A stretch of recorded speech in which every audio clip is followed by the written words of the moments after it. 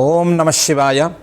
జగద్గురు శ్రీమద్ ఆదిశంకరాచార్యుల వారు రచించిన శివానందలహరి స్తోత్ర గ్రంథంలో 76వ శ్లోకం. భక్తిర్మహేషపద పుష్కరమావసంతి కాదంబినీవ కురుతే పరితోషవర్షం సంపూరితో భవతి యస్య మనస్తటాకః తజ్జన్మ సస్యమఖిలం సఫలంచ నాన్యత్ అనే తీరుగా ఉంది. ఈ శ్లోకంలో ఆచార్య స్వామి వారు భక్తి యొక్క పరమ ప్రయోజనాన్ని, భక్తి పెరిగేటువంటి తీరును రెండిటిని కలిపి వర్ణిస్తున్నారు.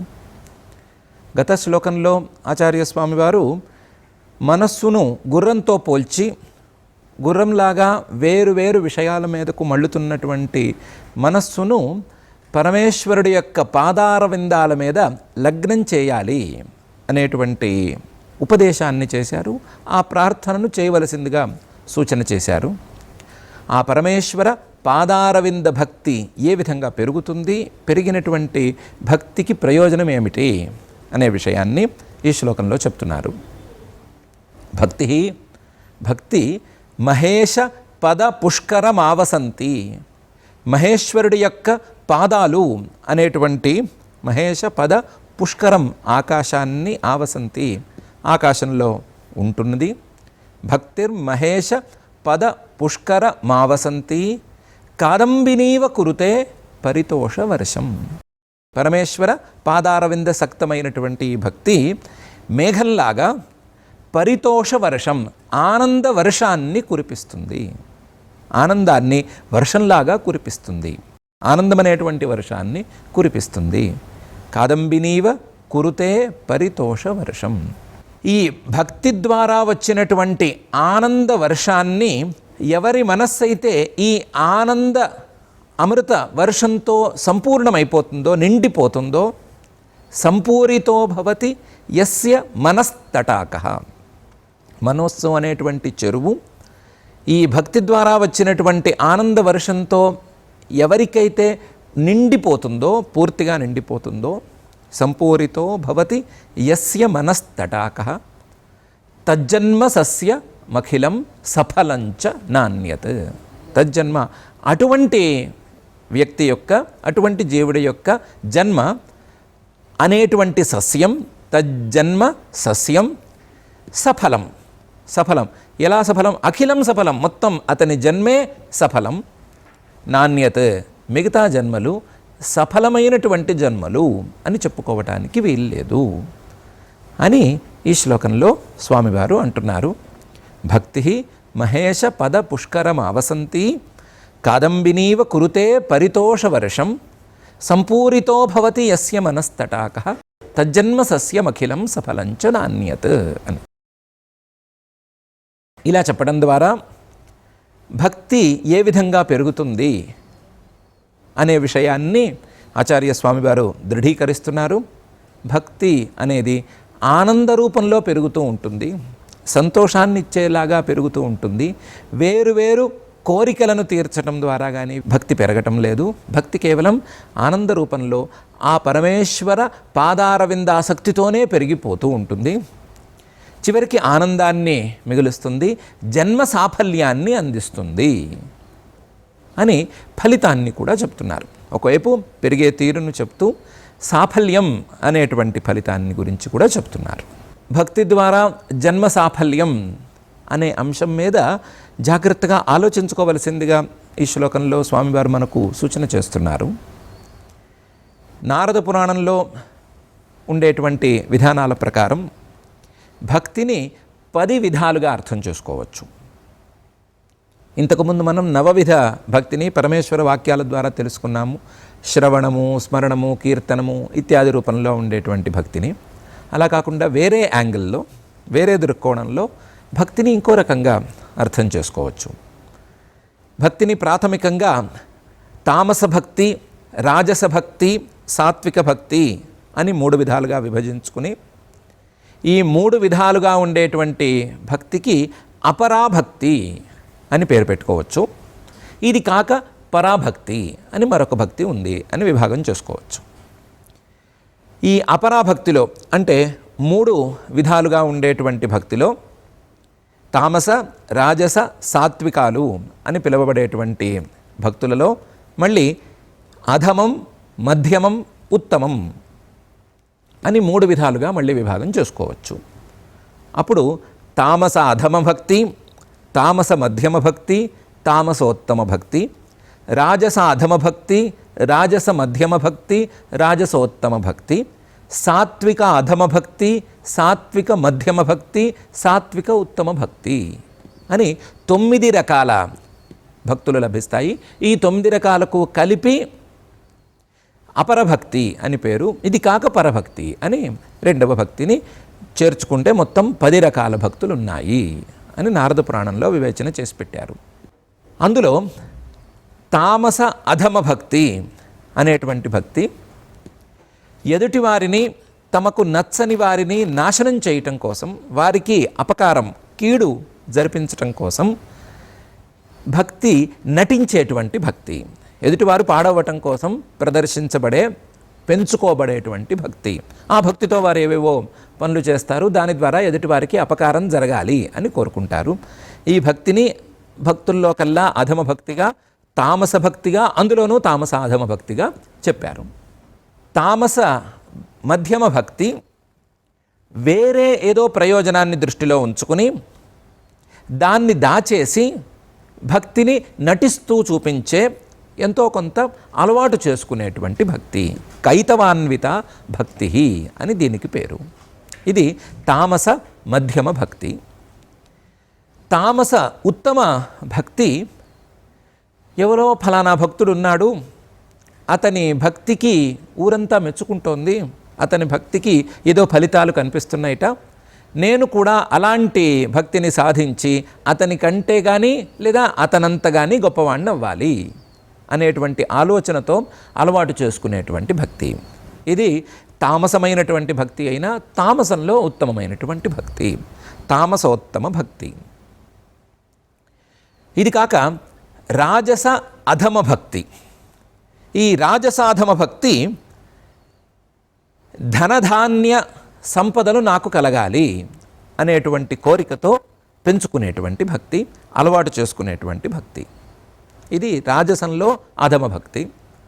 రాజసాల్లో మధ్యమ భక్తి, రాజస మధ్యమ భక్తి నాకు మంచి కీర్తి కావాలి అనే కోరికతో అలవాటు చేసుకునేటువంటి భక్తి. మంచి కీర్తి కావాలి, లోకంలో నేను భక్తుణ్ణి అనేటువంటి ప్రచారం జరగాలి, ఈ లోకంలోనూ పై లోకంలో కుదిరితే పై లోకంలోనూ కూడా నాకు భక్తుడిగా ఒక కీర్తి రావాలి అనేటువంటి ఆశతో పెంచుకునేటువంటి భక్తి రాజస మధ్యమ భక్తి. రాజసాల్లో కల్లా ఉత్తమమైనటువంటి భక్తి నాకు పరమేశ్వర అనుగ్రహంతో పరమేశ్వర సాలోక్యం కావాలి, లేదా పరమేశ్వర సాయుధ్యం కావాలి, పరమేశ్వరుడికి దగ్గరగా నేను ఉండాలి, పరమేశ్వరుడి దగ్గరగా నేను కీర్తింపబడాలి అనేటువంటి ఆశతో పెంచుకునేటువంటి భక్తి. రజఃప్రధానమైనటువంటి, రజోగుణం యొక్క స్వభావమైనటువంటి ఆశతో కూడిన భక్తి కాబట్టి దీనికి రాజస భక్తి అని పేరు వచ్చింది. ఇందులో తేడాలు కనిపిస్తూనే ఉన్నాయి. ఇక సాత్విక భక్తికి వెళ్ళినట్లయితే సాత్విక భక్తులలో కల్లా అధమ భక్తి, సాత్విక అధమ భక్తి నాకు పాపక్షయం కలగాలి అనేటువంటి కోరికతో పెంచుకునేటువంటి భక్తి. నేను చేసుకున్న పాపాలన్నీ పూర్తిగా నాశనం అయిపోవాలి అనేటువంటి ఆశతో పెంచుకునే, అలవాటు చేసుకునేటువంటి భక్తి సాత్విక మధ్యమ భక్తి. దీంతో పరమేశ్వరుడు సంప్రీతుడు అవ్వాలి.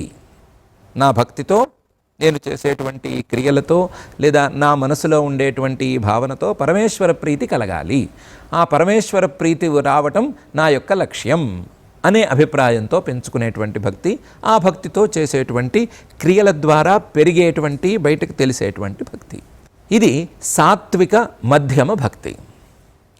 సాత్విక ఉత్తమ భక్తి, సాత్విక భక్తులలో కల్లా ఉత్తమమైనటువంటి భక్తి పరమేశ్వర ప్రీతిని కూడా కోరకుండా నాకు భక్తిగా ఉండటం ఒక్కటే కావాలి అనేటువంటి అభిప్రాయంతో పెంచుకునే, అలవాటు చేసుకునేటువంటి భక్తి. భక్తి ఒక్కటే ఉంది, భక్తికి మరొక ప్రయోజనం లేదు అనే స్థితి వస్తే దాని పేరు సాత్విక ఉత్తమ భక్తి.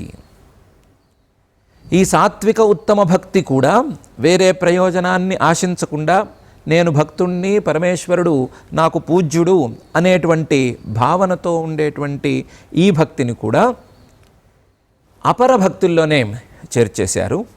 ఈ అపర భక్తి కంటే భిన్నంగా ఉండేటువంటి పరభక్తిలో పరమేశ్వరుడికి నాకు భేదం ఉంది అనే విషయాన్ని కూడా భక్తుడు గ్రహించడు. తనకు ఆ పరమేశ్వరుడికి ఉండేటువంటి అభేదాన్ని, వీళ్ళిద్దరికీ ఉండేటువంటి అద్వైతాన్ని ఈ సందర్భంలో భక్తుడు అనుభవించగలుగుతాడు. ఇట్లాంటి అద్వైత భక్తిని, భక్తి అనేటువంటి పదాన్ని ఉచ్చరించటానికే కాస్తంత సందేహాస్పదంగా ఉండేటువంటి ఈ స్థితిని పరభక్తి అని పిలుస్తారు అని నారద పురాణంలో యమధర్మరాజు గారు భగీరథుడికి ఉపదేశం చేసినట్లుగా స్పష్టంగా ఉంది. ఇందులో ఆచార్య స్వామి వారు తామసమైనటువంటి భక్తిని గురించి ఇక్కడ ఏమీ చెప్పటం లేదు. రాజస భక్తిని గురించి కూడా ఎక్కువ చెప్పటం లేదు. రాజస భక్తిని కూడా ముట్టుకోవటం లేదు. సాత్విక భక్తిలో కూడా సాత్విక అధమ భక్తి అని కానీ, సాత్విక మధ్యమ భక్తి అని కానీ ఆ రెండింటినీ ముట్టుకోవటం లేదు.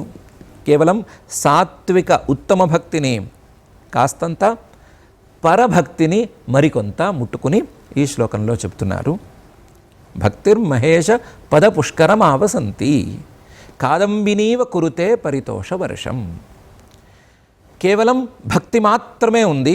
ఆ భక్తి ఆనందాన్ని పంచుతోంది, ఆనందాన్ని పెంచుతోంది. సంపూరితో భవతి యస్య మనస్తటాక. కేవలం భక్తితో ఆ వ్యక్తి యొక్క మనస్సు పూర్తిగా నిండిపోయి ఉంది, భక్తి తప్ప మరొకటి లేదు అనే పరిస్థితి ఉంది.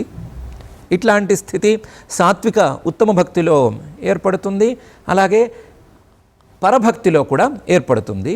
ఇలా రెండు రకాల భక్తుల్ని ఏకం చేసుకున్నట్లయితే సంపూరితో భవతి యస్య మనస్తటాక తజ్జన్మ సస్యమఖిలం సఫలంచ నాణ్యత్.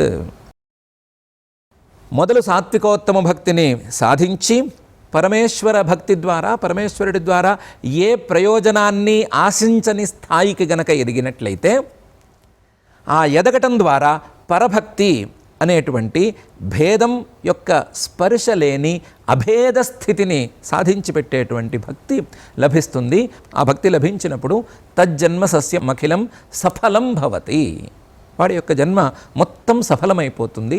నాణ్యత, మిగతా జన్మలేవి సఫలాలైతే కావు. వాటికేవో ప్రయోజనాలు కనిపిస్తే కనిపించవచ్చు, కానీ జన్మ సాఫల్యం అని మాత్రం అనుకోవడానికి వీల్లేదు. ఏ భక్తిలోనైనా సరే కొద్దిపాటి స్థాయి నుండి ఉత్తమమైన స్థాయి వరకు ప్రయోజనాలు కలుగుతూనే ఉంటాయి, కానీ జన్మ సాఫల్యం అనేది మాత్రం ఆయా భక్తుల్లో ఉండదు. సాత్వికోత్తమ భక్తి పరభక్తిగా మారుతున్నప్పుడు మాత్రమే ఈ జన్మ సాఫల్యం ఉంటుంది అనే విషయాన్ని ఆచార్య స్వామి వారు స్పష్టంగా చెప్తున్నారు. చెప్పడం కోసమే ఈ శ్లోకాన్ని ఇక్కడ తీసుకొచ్చి చూపిస్తున్నారు. ఇలాంటి భక్తికి లేదా ఈ శ్లోకానికి ఉదాహరణగా మనం అమ్మవారినే ఉదాహరణగా తీసుకోవచ్చు.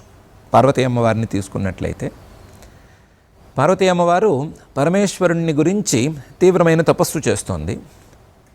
తపస్సు చేస్తున్నప్పుడు పరమేశ్వరుడు అమ్మవారిని పరీక్షించాలి అని ఒక పన్నాగం పన్నాడు. ఆ పన్నాగం ప్రకారం పరమేశ్వరుడు ఒక బాలుడి రూపంలో అక్కడ ప్రత్యక్షమయ్యాడు. అమ్మవారు తపస్సు చేసుకునేటువంటి ప్రాంతాల్లో తన మాయను, శివమాయను ఒక మొసలి రూపాన్ని ధరించమని ఆదేశించాడు. మొసలి రూపంలో శివమాయ, పరమేశ్వరుడు బాలుడి రూపంలో అక్కడ ప్రత్యక్షమయ్యారు. అక్కడ చిన్న కొలను లాంటిది ఉంది, అమ్మవారు స్నానం చేయడానికి వీలుగా వాడుకునేటువంటి కొలను. ఆ కొలంలో వీళ్ళిద్దరూ దిగారు. దిగిన వెంటనే ఈ మొసలి బాలుడిని పట్టుకున్నట్టు నటించింది. బాలుడు చిన్నపిల్లవాడు గట్టిగా అరుస్తున్నాడు. ఏమని అరుస్తున్నాడు?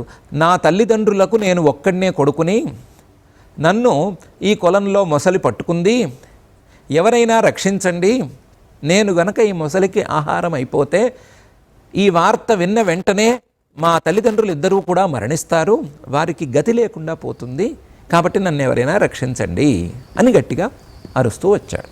ఆ అరుపులు అమ్మవారు విని అక్కడికి వెళ్ళింది, ఆ ప్రదేశానికి వెళ్ళింది, కొలం దగ్గరికి వెళ్ళింది.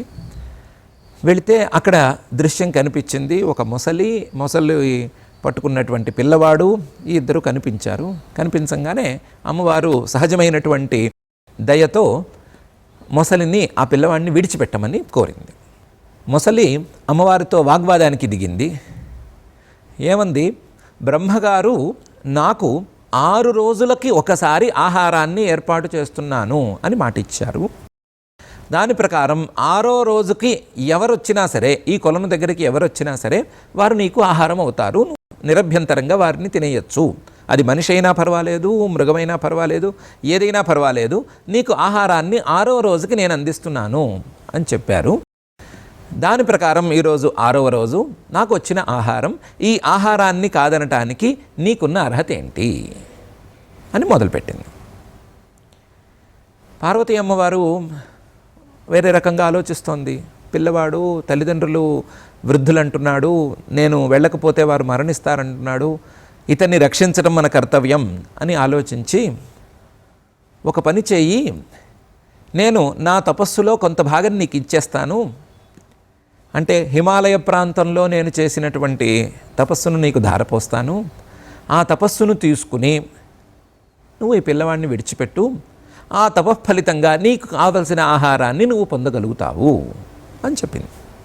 చెబితే మొసలి, నేను అంత చిన్న ఫలితం కోసం నా ఆహారాన్ని విడిచిపెట్టుకోను, అలా కుదరదు, నాకు నువ్వు గనక కోరింది ఇస్తానని మాట ఇస్తే నేను నీకు పిల్లవాడిని విడిచిపెడతాను అని చెప్పింది. పార్వతీమ్మవారు చాలా జాగ్రత్తగా, నువ్వు కోరింది నేను ఇస్తాను, కానీ ఆ కోరేది మాత్రం సత్పురుష బాహ్యంగా ఉండటానికి వీల్లేదు, సత్పురుషులు దాన్ని చీకొట్టకూడదు, అలాంటిది ఏమన్నా కోరితే నేను తీరుస్తాను, దాని ప్రకారం చేసుకుందాము, నువ్వు పిల్లవాడిని విడిచిపెట్టడమే నాకు కావాలి అంది. అప్పుడు మొసలి అంది, నువ్వు ఈ జన్మలో మొదటి క్షణం నుండి ఏ క్షణంలో తపస్సు ప్రారంభించావో ఆ క్షణం నుండి ఈ క్షణం వరకు చేసిన తపస్సు మొత్తాన్ని నాకు ధారపోసినట్లయితే నేను పిల్లవాడిని విడిచిపెట్టేస్తాను అని. పార్వతీమ్మవారు చాలా సంతోషంగా, ఏం అభ్యంతరం లేదు, నా తపస్సంతా నీకు ఈ క్షణాన్ని ధారపోసేస్తున్నాను, నువ్వు తీసేసుకో, నాకు పిల్లవాడిని విడిచిపెట్టు అని అంది. తపస్సు ట్రాన్స్ఫర్ అయిపోయింది అన్నదానికి చిహ్నంగా ఆ మొసలి మొహం వెలుగుతో నిండిపోయింది. ఆ తేజస్సు మొత్తం మొసలి మొహంలో కనిపిస్తోంది. అమ్మవారు కూడా, అమ్మయ్య నేను ధారపోసేసినట్లయింది, పిల్లవాడు ఇంకా దొరుకుతాడు కదా అని అనుకుని సంతోషపడుతోంది. పిల్లవాడిని మొసలి బయటికి తెచ్చి మళ్ళీ అమ్మవారితో అందిట, ఎందుకు అనవసరంగా తపస్సు వేస్ట్ చేసుకుంటావు, నేను చూస్తే నాకు జాలిగా ఉంది, నాకు ఆహారం అయినా సరే పిల్లవాడిని విడిచిపెడతాను, పిల్లవాడితో పాటుగా తపస్సును కూడా తీసుకో, తపస్సును కూడా నువ్వే ఉంచుకో, తపస్సు అనేది చాలా విలువైంది కదా, దీన్ని వదులుకోకూడదు, నువ్వెందుకు వదులుకుంటున్నావో నాకు అర్థం కావటం లేదు, నువ్వు తపస్సు తీసుకో, పిల్లవాడిని తీసుకో, నేమే జాలితో ఇస్తున్నాను అందుట. అమ్మవారు, అక్కర్లేదు, నాకు కేవలం పిల్లవాడు మాత్రమే కావాలి, ఈ పిల్లవాడు తన తల్లిదండ్రులను చేరాలి, ఇంతవరకే నాకు ఉండేటువంటి అభిప్రాయం, దీన్ని మించి నాకు తపస్సు మీద కానీ మరొక దాని మీద కానీ ఏ వ్యామోహం లేదు, తపస్సు దేవుంది మళ్ళీ కూర్చుంటే మళ్ళీ చేసుకుంటాము, అంతే తప్ప తపస్సు కోసం అరులు చాచక్కర్లేదు, ఆ ఫలితం మీద నాకు కోరిక అనేది లేనే లేదు, ఒకసారి ఇచ్చేశాను కాబట్టి మళ్ళీ నేను తిరిగి కూడా తీసుకోను, నీకు ఇచ్చేశాను, నువ్వు తీసుకెళ్ళి దీంతో హాయిగా ఉండు, నీ జన్మ నువ్వు సఫలం చేసుకో, నేను మళ్ళీ మొదలుపెట్టి మొదటి నుంచి నా తపస్సు చేసుకుంటాను అంది. అనగానే మొసలి అలాగే అన్నట్లుగాని ఆ నీళ్ళలోకి వెళ్ళి మెల్లగా మాయమైపోయిన తర్వాత ఈ పిల్లవాడు ఏడా అని చూస్తే పిల్లవాడు 2 అడుగులు వేసి ఆ చెట్ల మధ్య ఎక్కడో పిల్లవాడు కూడా మాయమైపోయాడు.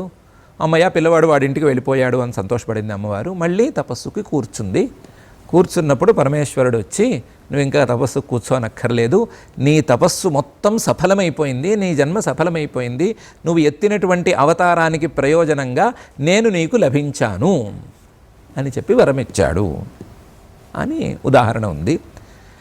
బ్రహ్మ పురాణంలో ఉండేటువంటి ఈ వృత్తాంతం ప్రకారం చూస్తే తపస్సు మీద, భక్తితో చేసేటువంటి తపస్సు మీద, ఆ తపస్సు యొక్క ఫలితం మీద ఏమాత్రం వ్యామోహం లేకుండా కేవలం సంతోషం మాత్రమే మనస్సంతా నిండి ఉండటం వలన, భక్తి మాత్రమే మనస్సంతా నిండి ఉండటం వలన భక్తి యొక్క రూపాంతరంగా కనిపించేటువంటి సమస్త భూత దయ, దీన్ని అమ్మవారు చాలా ప్రస్ఫుటంగా చూపించగలిగింది. కాబట్టి భూతదయ, ఆ పిల్లవాడు ఎవరో తనకు తెలియదు, మొసలి ఆ పిల్లవాడిని పట్టేసుకుని వెళ్ళిపోతే ఏమి ఇబ్బంది, అదేమీ లేదు, పిల్లవాడిని మొసలి పట్టుకోకూడదు, మొసలికి ఆహారం లేదు అనేటువంటి బాధకు విరుగుడుగా నా దగ్గర ఉండేటువంటి తపస్సునే నేను ఇచ్చేస్తాను, తపస్సు మీద కూడా నాకు వ్యామోహం లేదు అనేటువంటి స్థాయికి అమ్మవారు చేరింది. కాబట్టి అలాంటి స్థాయిలో ఉండేటువంటి అమ్మవారిని అయ్యవారు అనుగ్రహించారు అనే విషయం తెలుస్తూనే ఉంది.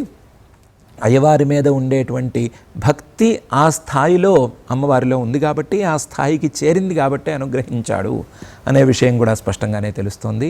అలా స్పష్టంగా ఉదాహరణల ద్వారా తెలిసే, భక్తి యొక్క లక్షణాల ద్వారా తెలిసే భక్తి విశేషాన్ని, అలాగే భక్తి యొక్క ఫలితాన్ని, పరమ ఫలితాన్ని రెండిటినీ గుచ్చి ఆచార్యస్వామి వారు భక్తిర్మహేష పద పుష్కరమావసంతి కాదంబినీవ కురుతే పరితోషవర్షం సంపూరితో భవతి యస్య మనస్తటాకః తజ్జన్మ సస్యమఖిలం సఫలంచ నాణ్యత్ అని అంటున్నారు.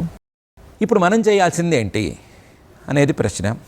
భక్తి 9 విధాలుగా ఉంది అని విడిగా చూసుకున్నాము. భక్తి 10 విధాలుగా ఉంది. అందులో అపరాభక్తి, పరాభక్తి, రాజస, తామస, సాత్విక ఈ భేదాలన్నీ ఉన్నాయి. ఈ భేదాల్లో మనం ముట్టుకోకూడని భేదాలు కొన్ని కనిపిస్తున్నాయి, కొన్ని పట్టుకోలేనటువంటి భేదాలు కనిపిస్తున్నాయి. పరభక్తి దాకా మనం ఎదగగలమా అనేటువంటి అభిప్రాయం ఇందులో వ్యక్తం అయిపోతోంది. ఉదాహరణ కూడా అమ్మవారి దాకా వెళ్ళిపోయింది. కాబట్టి ఇలాంటి కఠినమైనటువంటి సందర్భంలో మనం ఏం చేయాలి, మనం ఎలా సాధించాలి అనే ఆలోచన మనకొస్తే కేవలం పరమేశ్వర పాదారవిందాల మీద భక్తితో ప్రారంభం చేసుకోవాలి అనేటువంటి సమాధానం కూడా ఈ శ్లోకంలో వస్తోంది. భక్తిర్మహేష పద పుష్కరమావసంతి. ఆ పరమేశ్వర పాదారవిందాల మీద భక్తిని గనక ప్రారంభం చేసుకున్నట్లయితే ఆరంభమవుతుంది. ఆ ఆరంభం క్రమంగా తప్పనిసరిగా పెరుగుతూ వెళుతుంది. అది ఏ గుణంలో ఉంది, ఏ స్థాయిలో ఉంది అనేది లెక్క చేసుకోకపోయినా అది క్రమంగా పెరుగుతూ ఉంటుంది. క్రమంగా పెరిగి ఆనందాన్ని ఇచ్చి ఆ ఆనందం ద్వారా జన్మ సాఫల్యాన్ని తప్పనిసరిగా ప్రసాదిస్తుంది అనేటువంటి మెసేజ్ కూడా ఈ శ్లోకంలో కనిపిస్తోంది. ఇలాంటి భక్తిని ప్రారంభించటమే మన లక్ష్యంగా భావించుకుని మన మనస్సును కాస్తంత శుభ్రం చేసుకుని ఆ శుభ్రమైనటువంటి మనస్సులో పరమేశ్వర భక్తిని ప్రవేశపెట్టుకుని పరమేశ్వర పాదార విందాలని ఆ భక్తితో గనక మనం ఆశ్రయించినట్లయితే ఈ భక్తి యొక్క చివరి ఫలితాన్ని అందుకోవటం మనకేమీ కష్టం కాదు అని ఈ సందర్భంగా మనం అర్థం చేసుకుందాం. అర్థం చేసుకుని ఆ భక్తిని పెంచుకునేందుకు, భక్తిని మనసులో ఉంచుకునేందుకు, పరమేశ్వరుణ్ణి ఆశ్రయించేందుకు దారిని చూసుకుందాం. ఓం నమః శివాయ.